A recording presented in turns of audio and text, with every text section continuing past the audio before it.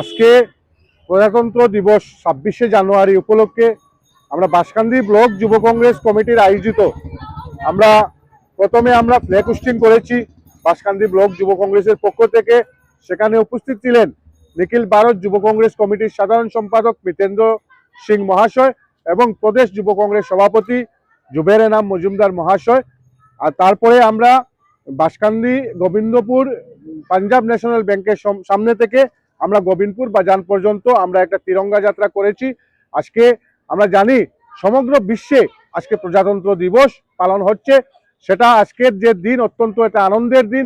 সেই দিন আমরা গণতন্ত্র আমরা পেয়েছি এবং আজকে আমরা যারা স্বাধীনতা লাভ করার কারণে আজকে আমরা গণতন্ত্র পেয়েছি। এর জন্য আমরা প্রথমে যারা স্বাধীনতা আনতে গিয়ে যারা আত্মবলিদান দিয়েছিলেন তাদের প্রতি আমরা আজকে শ্রদ্ধার সহিত তাদেরকে আমরা স্মরণ করেছি এবং যে আজকে আমরা গণতন্ত্র পেয়েছি যদিও, কিন্তু আমরা এখন দেখতে পাচ্ছি গণতন্ত্রটা শুধু নাই, এখন একনায়কতন্ত্র চলছে। তাই আজকে গণতন্ত্রটা আমাদের থেকে চলে যাচ্ছে। তাই আমরা ঐক্যবদ্ধভাবে আমরা আবার গণতন্ত্রকে আমরা ফিরিয়ে আনতে চাই। সেটা আমাদের বিশ্বাস, আগামী 26শে গণতন্ত্র আবার ফিরিয়ে আসবে।